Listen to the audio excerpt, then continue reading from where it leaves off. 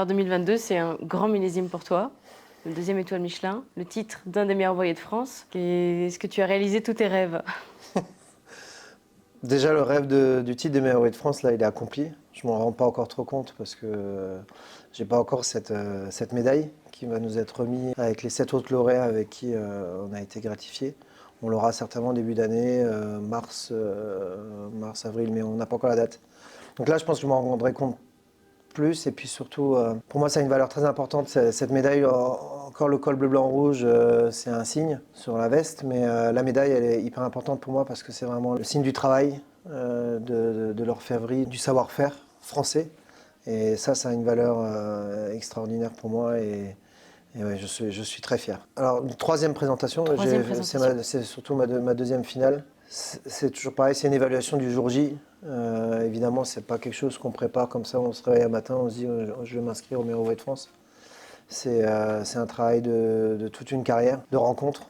La chance aussi d'avoir travaillé avec 80% de mes chefs qui étaient meilleurs voiliers de France. Donc déjà là, j'ai une très grande fierté, c'est d'y être arrivé et de leur montrer que voilà, j'y suis arrivé grâce à tout ce que vous m'avez appris. Bon, il y en a deux qui ne sont plus là, Joël Robuchon et Roger Verger, qui sont plus là, mais je suis sûr de là-haut, ils en sont fiers. À qui t'as pensé en premier quand tu as entendu ton nom? Mon épouse. Elle Parce était que- présente? Oui, oui, bien sûr. Elle est là tout le temps. Et puis mon sous-chef, Maxime, parce qu'il était là à la demi-finale. Sur toute la préparation, on a réussi, grâce à Silvio Dens, de se libérer du restaurant. J'ai pris un sous-chef en plus pour soulager les équipes. Ils étaient tous là pour que je puisse avoir le temps de le faire, à tenir le bateau, parce que voilà, on a eu 2 étoiles cette année, on était plein tous les soirs depuis le début d'année. Le Michelin a une force de poids énorme parce qu'on ne se rend pas compte, mais finalement, c'est un tsunami qu'on vit. Et ils étaient tous là, ils m'ont tous protégé finalement en me préservant. Hey, chef, concentrez-vous, restez focus sur votre objectif, c'est votre rêve, il faut le faire maintenant, c'est votre année. Moi je me disais, oui, c'est mon année, mais il n'y a peut-être pas tout qui va arriver comme ça en claquant des doigts, quoi. Enfin, je disais en claquant des doigts, mais j'aurais jamais cru que aussi ça passerait, quoi. Parce qu'il y a déjà eu la deuxième, c'est déjà énorme. Il y en a qui travaillent toute une vie pour y arriver, ils attendent des fois 20 ans, des fois ça n'arrive pas du tout. Donc en plus encore me dire je vais arriver au bout du meilleur voilier de France. J'avais la conviction en soi, hein, mais je ne me projetais pas à ce point-là comme mes équipes ont pu le faire. Et ça, c'est une grande chance. Et Silvio Dens, je le remercierai jamais assez de m'avoir permis de le faire et de me laisser le temps. On parle même pas de moyens, parce que finalement, c'est de l'investissement de temps et humain. Et ça, ça n'a pas de prix, en fait. Donc voilà, oui, forcément, la première personne à qui j'ai pensé quand c'est arrivé, c'est mon épouse. Parce qu'elle m'a supporté, ça fait 15 ans que je fais des concours, j'ai jamais rien lâché. Et puis tout ça, ça prend du temps, ça prend sur la famille. Elle est là pour faire comprendre à mes enfants que, bah oui, papa, il n'est pas là parce qu'il y a le travail, et puis après, papa, il n'est pas là parce qu'il y a les concours. Papa, il n'est pas beaucoup là, mais elle est là pour resituer les choses et que les enfants ne se disent pas, oui, papa, il n'est jamais là, et puis qu'un jour, que je puisse le regretter. C'est une femme extraordinaire. Je ne sais pas si quelqu'un d'autre aurait pu accepter autant de sacrifices. Et puis aussi, il faut me supporter, quoi. Enfin, je suis toujours ailleurs, toujours avec plein d'idées, toujours à vouloir aller à 100 000 à Passionné? l'heure. Oui, passionné, évidemment. Sinon, on ne ferait pas ce qu'on fait. Et les concours, c'est aussi la somme d'amitié professionnelle ou d'amitié tout court. Et c'est aussi la somme d'une transmission. Parce qu'effectivement, il y a une formation auprès de chefs. Oui. Ouais, 90% de mes concours, je les ai fait chez Guy Lassauzet pendant mes 7 années chez lui. Et puis après, j'ai continué, évidemment, j'ai pas lâché. Je me suis jamais dit, en fait, que ah ben, j'ai gagné ce concours-là, j'en fais plus d'autres parce que j'ai gagné un tel. J'ai toujours continué à en faire parce que déjà, c'est mon ADN. Ça me permet de me remettre en question. Je suis passionné par ça parce que c'est comme un match de tennis. Moi, je fais beaucoup de tennis et c'est comme dans un match, c'est un combat contre soi-même. Après, c'est plus individuel le tennis, mais on se met un objectif et on essaie d'y arriver coûte que coûte, en respectant bien sûr l'humain, la déontologie, mais ça permet vraiment de se dépasser. Et puis en plus, on vit toujours des moments extraordinaires. Déjà, on apprend des produits qu'on travaille, évidemment, on travaille au restaurant, mais on va jusqu'au bout du produit, jusqu'à comprendre pourquoi ça réagit comme ça, pourquoi à telle et telle température. Donc tout ça, en fait, ça me passionne. Et puis après, l'humain. C'est les rencontres, comme je disais, de mes Alouettes de France qui étaient venus, mais sur mes 2 derniers blancs de la finale des MAF. Et je disais à Jacques Henriot, qui est un maire Alouettes de France, charcutier traiteur breton, il a fait 6 heures de voiture, il a 71 ans, il a fait 6 heures de voiture, il est descendu à Bordeaux. C'est une chance d'avoir des gens comme ça autour de soi. Et je lui disais, la veille du concours, je lui dis, écoute Jacques, que je réussisse ou non, finalement le plus important, c'était l'expérience humaine qu'on a vécue. Parce qu'il y avait Jacques qui était venu, il y avait Mendy Nassardine, qui est maire de France pâtissier, qui est venu aussi sur les 2 derniers blancs. Donc en fait, ces 2 personnes, elles ne se connaissaient pas du tout, c'était une expérience de vie, et on a un peu rigolé quand même, parce qu'il faut aussi rigoler, c'est la vie, et puis surtout leur expertise. Et puis après, bon, il y a Jean-Luc Rochat. Jean-Luc Rochat, c'est un ami, c'était le bras droit de Thierry Marx quand j'étais accordé en Bage en 2007-2008. Ces 3 personnes étaient un soutien humain et psychologique, parce que moi je marche beaucoup à l'affect. Je suis quelqu'un où j'ai besoin d'avoir des gens que j'aime autour de moi pour réussir. Et finalement tout ça m'a permis d'optimiser mon travail et la confiance en moi, parce que c'est pas que j'ai pas confiance en moi, mais je reste quand même assez simple, et je me dis bon, bah, il y en a plein d'autres, pourquoi moi et pourquoi pas les autres. Enfin, tout ça m'a vraiment permis d'être aussi plus serein, parce que j'avais les gens que j'aimais autour de moi. Mon épouse, elle venait avec les enfants, parce que j'ai quand même habité sur Bordeaux pendant 2 semaines, j'étais pas à la maison. Donc, j'avais ma valise, on dormait dans une petite chambre d'hôtel, chacun avait sa petite chambre, enfin c'était un peu particulier quand même. Mais j'avais besoin de me couper et d'être vraiment dans ma bulle. Et puis le fait que mon épouse elle vienne avec les enfants, ça me requinquait aussi, ça me permettait de me retrouver nouveau avec mes repères. En plus, c'était la première fois que j'arrivais à faire mon organigramme avant même mon premier blanc. Habituellement, je fais toujours ma première épreuve en blanc au feeling. Et en fait, j'avais déjà tout organisé. Puis je faisais comme Régis Marcon m'expliquait ça. Et moi, j'ai fait du ski, mais j'ai jamais fait de compétition en ski. Et les skieurs, ils font ça, ils ferment les yeux et puis ils pensent à toute la descente et à droite, à gauche. Et j'ai pensé à ça. Et je ferme les yeux et puis je pense à tous les gestes qu'il faut faire, que ce soit toujours fluide, que ce soit toujours précis. Mais ça, c'est grâce à la sérénité humaine que j'avais autour de moi que j'ai pu être aussi concentré. Et peut-être aussi l'expérience des concours, parce que, comme tu le disais, ça fait une dizaine d'années que tu en fais beaucoup. Est-ce qu'on peut revenir sur l'agenda et les palmarès de tes concours? J'avais commencé un petit apprentissage à côté de chez moi, au Oberhofen-Sommoder, au CERN. D'ailleurs, je l'ai appelé mon aide d'apprentissage.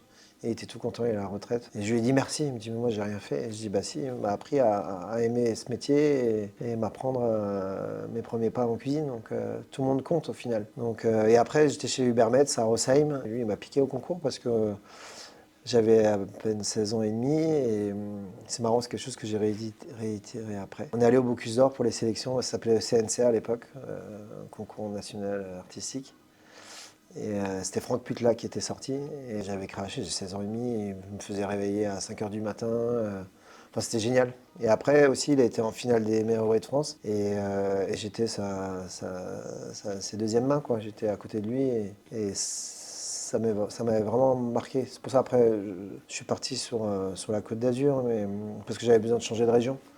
Donc j'avais fait un peu une parenthèse sur les concours, parce que pour moi, je suis déjà trop jeune, et puis quand on est trop jeune, il n'y a pas trop de concours, il faut passer après le cap des 24-25 ans. Et après, pour faire une récap sur les concours, 2010, j'ai fait mon premier concours, c'est le trophée Henri Huc. Et ça faisait 1 an que j'étais chez Guy Lassauzet, et je me souviens, c'était vraiment un plat escoffier, c'était une timbale de pommes de terre avec une volaille aux écrevisses, et avec des petits toasts en farce à gratin, et un dessert au chocolat pistache. D'ailleurs, la base de pistache que j'avais fait à ce concours-là, donc il y a 12 ans, j'ai réutilisé la même base de recette pour faire la mousse à la finale. De cette épreuve? Oui, la mousse chartreuse à la pistache, ouais. J'étais parti là-dessus. Et après, 2010, c'était une très grosse année, parce que j'ai gagné le concours donc Henri Huc en février. Déjà, j'ai fait ce concours-là parce que c'était en Alsace, et voilà, j'avais toujours rêvé de ce concours. C'était Jean-Paul Boston qui avait gagné avant, qui est meilleur ouvrier de France aussi aujourd'hui. Quand on m'a remis la coupe, déjà, j'y croyais pas que c'était moi qui avais gagné. On me remet En plus, elle est énorme, la coupe. Et je savais même pas qu'il y avait... Mon père était venu, parce qu'on dormait chez mes parents. Et mon épouse, elle n'avait pas bu de verre de champagne, tout. Elle buvait un jus d'orange. Je me suis dit, oh, tiens, c'est bizarre. Et en fait, quand on est rentré à la maison, et elle m'a donné des petits chaussons roses. Et elle m'a dit, écoute, en fait, on va être parents. Donc, du coup, c'est une année qui m'avait pas mal marqué. Premier concours, c'est le jour même, elle le savait déjà avant, 2 jours avant. Elle n'avait pas osé me déconcentrer pour pas me perturber dans ma préparation et dans le concours. Et cette même année, Jérôme Yéglé était chez Christian Tête-Doigt et il a dit je vais m'inscrire au Bocuse d'Or. Et du coup, il m'avait demandé à ce que je fais partie de l'équipe. Donc, on a commencé l'aventure, il s'est sélectionné. Donc ça, c'était tout de suite 1 mois et demi après, il me semble. Donc l'aventure, elle commence. Et la même année, je me suis présenté pour la première fois pour le meilleur way de France, en 2010. Donc en fait, il y a eu beaucoup de choses de concentrées dans cette année-là. Entre le Henri Huc, notre première fille, Malou, et les MOF, et puis le Bocuse d'Or. Après 2011, j'ai fait la première fois le Tétinger. 2012, deuxième fois le Tétinger, troisième. 2013, ça j'avais fait 2 concours la même année parce qu'en février j'avais fait le Prosper Montagnier à Paris. Le président du jury c'était Marc Berlin et j'avais fini deuxième. C'était très dur parce que j'avais fait bien mais j'avais envoyé un petit peu en retard ma pièce principale de religieuse, il fallait revisiter les religieuses. Et après, je suis à peine dans la voiture. J'ai déjà regardé qu'est-ce qu'il y avait comme autre concours et j'ai vu qu'il y avait le président de la République 4 mois après. Donc je me suis inscrit au président de la République et là de nouveau deuxième. Par contre là ça m'avait mis un coup parce que j'en avais les larmes aux yeux. C'est Julien Rouchetot qui avait gagné cette année-là, qui est meilleur vrai de France 2018. Et là ça m'avait mis un coup derrière la tête et puis je me souviens encore, il y avait Guy Krenzer, Michel Roth. C'est la première fois que je pleure d'un concours. Ils sont venus me voir et ils m'ont dit non mais t'as rien à te reprocher, c'est juste que c'est les concours, c'est comme ça. Il y a eu un peu de notes un peu supérieures sur le dessert de Julien qui avait fait un superbe dessert, c'était une tarte au chocolat soufflée. C'était magnifique son dessert, je suis passé à côté, mais je me suis dit pourquoi j'y ai pas pensé. Il avait fait vraiment, il avait fait finition avec le chocolat dessus qui était bien brillant, qui était vraiment gourmand. Et en fait c'était très dur parce que ça faisait coup sur coup deuxième. En plus, il y avait ce fameux vase de sèvres. Moi, je suis très Sur les symboles de la République. sur les symboles de la République et punaise, deuxième fois, le vase de sèvres me passe sous le nez et puis le fait de réussir. Donc 2013, donc c'est de concours deuxième. Donc après, Guy Assouzi m'a dit écoute, faut que tu retentes les MOF. Donc en 2014, je me suis réinscrit. J'avais passé la demi-finale à Metz et c'était un super sujet. J'avais adoré, c'était une paella qu'il fallait faire. Avec les encornets posés dessus, les moules en beignet, une chartreuse de pieds de cèpe avec des raisins émondés à l'intérieur pour le plat. Et après 2015, la finale à Dardy, j'étais le plus près du centre. Bon, pas réussi, non, forcément très, très, très déçu de moi. Et surtout pour les autres, pour tous ceux qui me soutiennent. Il y avait eu beaucoup d'investissements, pareil, humains. Et voilà, c'était un peu dur à digérer. Donc après, en 2017, donc là, j'étais plus chez Guy Assouzi, j'avais commencé mon aventure chez la Ligue. En 2017, je me représente de nouveau au président de la République parce que je voulais vraiment arriver à décrocher ce titre.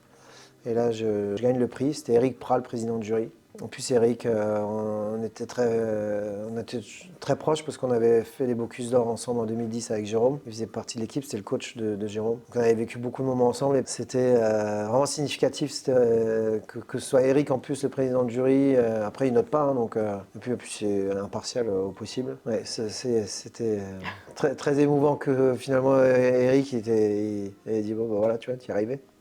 Et après, je suis arrivé ici, j'ai fait l'ouverture, donc c'était très lourd à gérer. C'est ta première ouverture en tant que chef Oui, ici oui, oui, et tout à tu as fait, pu tout seul, participer oui, tout seul, au oui. plan de la cuisine et des... Oui. Bah, tout à la villa, quand je suis arrivé à la villa René Lalique en Alsace, Jean-Georges avait déjà beaucoup avancé là-dessus. Oui. Malgré qu'on est ouvert ensemble, mais il avait déjà avancé sur toute cette partie logistique qui avait été donnée clé en main par Silvio Dens. Après, j'avais quand même, je m'étais occupé du château Orberg, donc qui est l'autre établissement du groupe. En même temps que j'étais à la villa chef exécutif, je m'occupais aussi du Harberg, mettre les équipes en place, le concept. Et après, oui, après Bordeaux, il y avait une grosse appréhension de réussir parce que c'est quand même un château qui a une histoire, qui a une âme, et puis c'est une lourde responsabilité, donc ça a pris beaucoup de temps. Donc après, on a eu l'étoile rapidement au bout de 6 mois, donc ça a permis d'asseoir le projet et de dire qu'on est C'était la dans le bon première chemin. étoile que tu gagnais aussi seule. Seul aussi, oui, tout à fait. Ouais. Et après, je me suis inscrit au Bocuse d'Or pour représenter la France et j'avais fini deuxième. Autant je l'avais vécu en tant que partenaire avec Jérôme dans le suivi du Bocuse en 2010, mais là j'avais vraiment fait un concours dans un box. C'était différent dans un hall, il y avait beaucoup de bruit, il y avait des présentations au micro. C'était une très belle expérience. Toi qui aimes tellement les concours, qu'est-ce que tu vas faire maintenant? Je vais accompagner, comme j'ai toujours fait finalement. Par exemple, j'ai Maxime Kuhlmann qui m'a suivi pour les demi et la finale à 100%, qui est mon petit poulain depuis. Il était commis avec moi en Alsace et maintenant il est sous-chef. Et je l'ai toujours accompagné. Il a fait 3 concours. Il en a gagné un, le magazine Le Chef. Il avait fait le président de la République aussi, qui est très lourd. Bon, il était très jeune, mais ça fait une bonne expérience. J'ai eu beaucoup de chance que toujours il y a eu, par exemple, Guy Lassauzet qui était là pour moi pour les concours. J'ai toujours eu les chefs qui m'ont accompagné. Monsieur Bouvarel, qui était chef de Monsieur Bocuse pendant 42 ans, était là aussi toujours pour goûter mes plats. Donc tout ça, c'est très fort parce que ces gens-là ont pris du temps, ont pris leur temps pour venir m'aider, me conseiller, me goûter et donner leur avis. Après, c'est toujours pareil, le concours, il faut faire sa propre analyse après les retours qu'on a, parce que si on ne fait pas quelque chose qu'on ressent personnellement, on ne peut pas y arriver. Il faut que ça vienne de son cœur. C'est comme tous les jours au travail. Les cartes qu'on fait, la cuisine qu'on fait, il faut qu'elle vienne de son cœur, de ses tripes, parce que sinon on le fait pas bien et puis on ne peut pas transmettre un vrai message. Ça reste pas, c'est plus humain au final. Enfin, on n'est pas des robots. Donc tout ce temps-là que ces chefs-là m'ont donné, moi je vais le consacrer à 10 000% pour mes équipes. Ces jeunes, comme j'ai toujours fait au final. Maxime, il le sait, il faisait des concours et j'étais là la nuit pour lui. Le matin à 5h, s'il fallait venir à 5h, j'étais là. Comme lui, il a fait, il était là, il mettait son petit pupitre, et il me regardait, là, avec son timer, sa feuille, il notait tout ce que je faisais chaque minute, il le marquait. Et on a toujours procédé comme ça. Donc, c'est un devoir après, c'est du bon sens. Mon identité culinaire, elle est assez simple, et même logique, parce qu'on est un château premier cru classé à Sauternes. Donc on a toute cette légitimité de mettre en avant le vin qu'on produit. On a un environnement où on est entouré de vignes. La Verrière, on a la vue entièrement sur le vignoble. On est le seul château clos de mur. On a nos 10 hectares dans le château, plus quelques hectares dissimés entre les premiers crus classés. D'ailleurs, on est le seul dans le Sauternais. Pour moi, la cuisine que je fais, c'est du bon sens. Je travaille avec la vigne. Donc, on me qualifie vraiment comme cuisinier des vignes, parce que j'utilise tout, finalement. J'utilise autant le sarment de vigne. Je parle juste maintenant du côté flore. C'est le pied de vigne, le sarment de vigne, le calcaire, parce qu'on a beaucoup de calcaire dans le sol, le verjus, le raisin botrytisé, la lie de vin. Après, je parle dans toute la catégorie, le mou, tout cet environnement-là. Et puis, je l'ai. En différentes techniques. Ouais, différentes techniques, bien sûr, mais je l'ai adopté finalement, parce que j'ai eu cette chance quand je suis arrivé. J'avais quasiment 8 mois avant d'ouvrir. Tout ce temps-là, je l'ai mis à profit. On a réussi à vraiment. J'y toujours on parce que je suis pas tout seul. Oui, on met toujours tous les lauriers au chef, mais sans tous mes équipes, que ce soit Alejandro, Maxime, Louis. Toutes les personnes finalement font partie intégrante de la réussite de l'établissement, de ce qu'on fait. Et on a réussi vraiment quand on fait les cartes, on travaille toujours, déjà on fait toujours le mardi quand c'est fermé. Et on se met dans la verrière, avec la vue sur les vignes. Et on fait vers 10h30, 11h quand on commence à avoir faim. Et ça finit quand c'est fini. Des fois on finit à 15h, des fois on finit à 17h. Et on pose tout. Et on parle et chacun met ses idées. Et c'est comme ça que je travaille ma cuisine, pour aussi faire participer les gens qui m'accompagnent, qui nous accompagnent, parce qu'on est un groupe. Il y a quand même la Maison Lalique qui nous porte. Et tout ça, pour moi, est important d'être dans le participatif. Parce que si on fait, je viens un matin, je fais ma fiche technique à la maison ou dans mon bureau, et puis je la ramène en cuisine, je dis on va faire ça demain en essai. Moi, je ne peux pas fonctionner comme ça.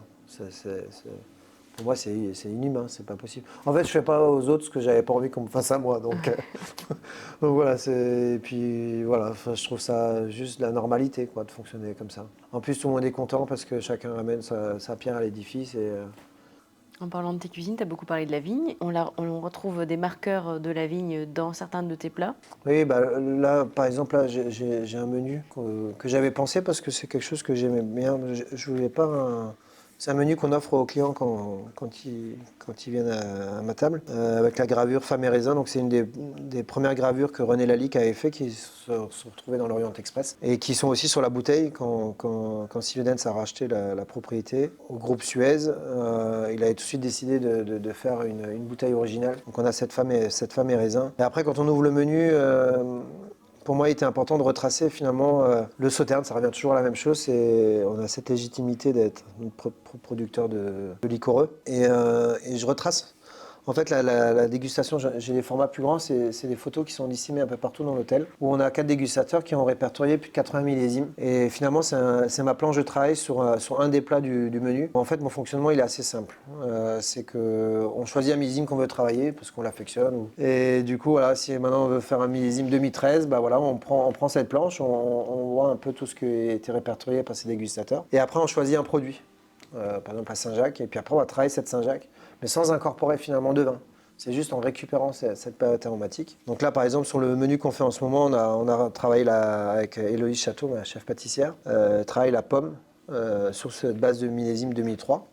Et le menu par exemple, je l'ai appelé le menu Grenoble, parce que aussi mon origine alsacienne, on n'en déroge pas. Et aussi le fait que le grain noble est aussi la pourriture noble de Sauternes. Donc on a fait un peu cette jonction sur le titre du menu. Et après je travaille toujours, là en ce moment, voilà, il y a un plat qui est à base qui est dans l'esprit, le fil conducteur du sarment de vigne. Donc là on a les Saint-Jacques qui sont fumés. Ensuite on a un autre plat, et ça je le travaille très souvent, c'est le pépin de raisin. Parce que je travaille donc avec l'huile et on confie les poissons. Donc on a réussi à mettre en place une technique où on arrive à avoir une texture de poisson très fondante et ramène aussi un goût et une particularité. Et là même, je suis en train d'évoluer parce que je le mets au sel, le poisson, et j'ai récupéré la première presse des premiers jus des vendanges où j'ai fait une salaison avec ce raisin pour récupérer en fait le goût du botrytis sur le sel, pour que ce sel-là, je puisse l'utiliser pour saler les poissons. Donc là, on est en phase de test encore, et d'arriver encore plus loin dans l'identité culinaire du raisin, de tout le travail finalement du produit pour pouvoir récupérer les saveurs. Bon, c'est encore en cours. Oui, après, juste le plat signature, c'est un plat qu'on fait depuis le début. Donc, c'est à base de chou-fleur. En fait, ça regroupe 3 produits que je ne suis pas trop fan. Et je me suis dit, je vais en faire un plat signature. Donc, c'est en forme de calisson. Donc, c'était déjà des cercles en inox que j'avais fait faire à la manufacture, parce qu'on a plusieurs corps de métier chez Lalique. J'avais fait faire plusieurs tailles avec des anneaux, tout ça. Enfin, j'avais déjà pensé à un plat qui allait avoir cette forme. Et finalement, c'est tombé sur celui-ci. Donc, c'est une mousse de chou-fleur qui est en forme de calisson, assez haut. Et à l'intérieur, il y a de l'huître, de marraine de l'airon. Je ne suis pas fan d'huître, pour ça. Le chou-fleur, pareil, on a tous passé notre enfance avec du gratin de chou-fleur. Et moi, on me bloquait à la table jusqu'à 15h pour que je finisse mon assiette. Et un peu de chou-fleur râpé cru pour vraiment rehausser le goût du chou-fleur. Et après, sur le dessus, on met en forme de calisson les croûtons, des tout petits croûtons, et une quenelle de caviar. Le plat, c'est vraiment ce qui va avec, c'est la sauce qu'on verse, qui est à base de champagne et de vodka beluga. Du coup, on a vraiment, c'est une sauce très gourmande, on est sur une sauce un peu crémée, avec une réduction de fond de volaille avec des échalotes et du champagne, et fini avec de la vodka crue. Et du coup, ça donne une très grande longueur, et en fait, c'est le plat qu'on sert dès le début du repas. On a d'abord les petites mises en bouche sur la bouteille du château, que j'ai fait découper, comme une bouteille un peu tombée dans la mer, qu'on retrouve sur le bord de la plage. Et on insère une porcelaine dessus, on a ces mises en bouche qui représentent les 3 notes d'un verre de Sauternes, c'est-à-dire la fraîcheur. Quand on goûte un verre, c'est vraiment ce qu'on ressent. On a d'abord la fraîcheur, ensuite on a l'acidité, parce qu'il y a aussi de l'acidité, tout le monde pense que c'est toujours très sucré, mais c'est juste qu'on ne consomme pas à la bonne température le Sauterne.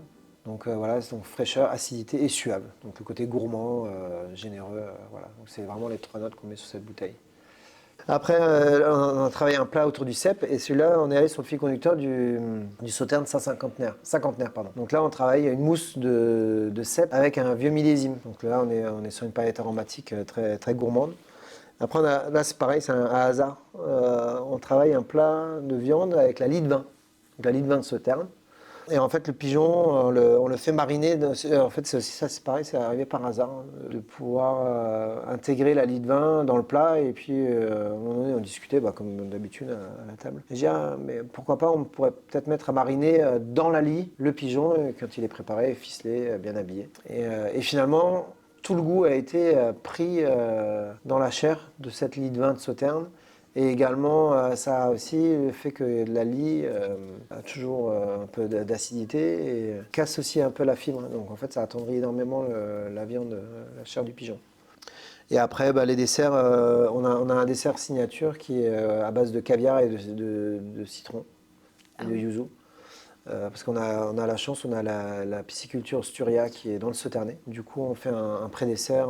D'abord, c'était un dessert signature. Après, pour évoluer, on l'a mis en pré-dessert. Et puis, on fait une vraie histoire parce qu'on explique vraiment le ciron. Donc, on met la brume en avant, en salle, avec justement ce caviar, pour expliquer que voilà, grâce au cours d'eau du ciron, on a la brume. Voilà, il y a tout ce storytelling autour de ce dessert. Et après, on a un autre dessert qui est à base de grappes de raisin, parce qu'on travaille des raisins qu'on a fait mariner au sauterne. On travaille le verjus aussi sur ce dessert-là. C'est une base d'appareil un peu baba au rhum, mais à base de châtaigne. Puis Héloïse, elle est très forte dans l'association des goûts, dans l'équilibre. Et en plus, moi, je suis très content parce qu'elle sucre très peu. Au début, c'était même un peu déstabilisant. Je lui ai dit, il faut peut-être mettre un petit peu de sucre quand même, parce que ça ramène quand même de la gourmandise. Puis elle a appris aussi à adopter le vin, l'univers, et puis qu'il y ait toujours cette continuité avec la cuisine. Elle a eu le trophée du pâtissier 2022, oui.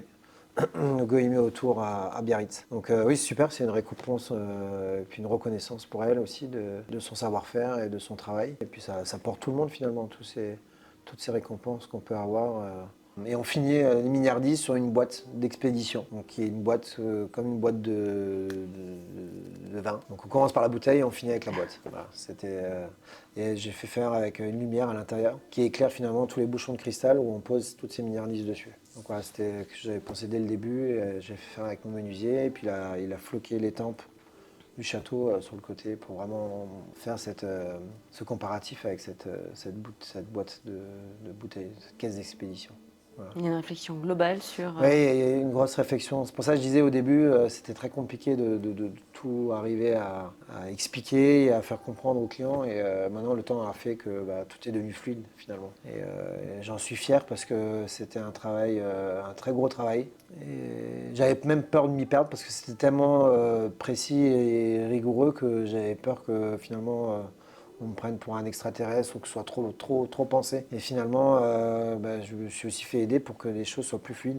On a fait un petit texte aussi au début dans la carte pour expliquer tout l'univers, parce qu'il faut resituer les choses aussi. Et finalement, le message le plus fort qu'on veut passer, c'est juste qu'on veut faire vivre l'art de vivre à la française, grâce à la LIC, à l'impulsion de Silvio Dens, de mettre en avant donc, tout ce savoir-faire, le cristal, notre savoir-faire culinaire, notre savoir-faire du vin, parce qu'on a quand même aussi un meilleur ouvrier de France sommellerie, Romain Altis, qui est quand même une pointure, et qui nous fait des sélections sur la carte des vins, grâce à la passion de Silvio Dens, parce que la plupart des verticales de rouge qu'on a sur la carte, on a 2600 références à la forêt Piraguet, on a 35 000 bouteilles en cave. Et ça, c'est parce qu'on vit avec un passionné. Et finalement, toutes ces passions, elles sont réunies sur l'art de vivre à la française. Et pour moi, c'est génial. Qu'est-ce qu'on peut rêver de plus ou de mieux? Je sais pas. En tout cas, je suis comme un poisson dans l'eau.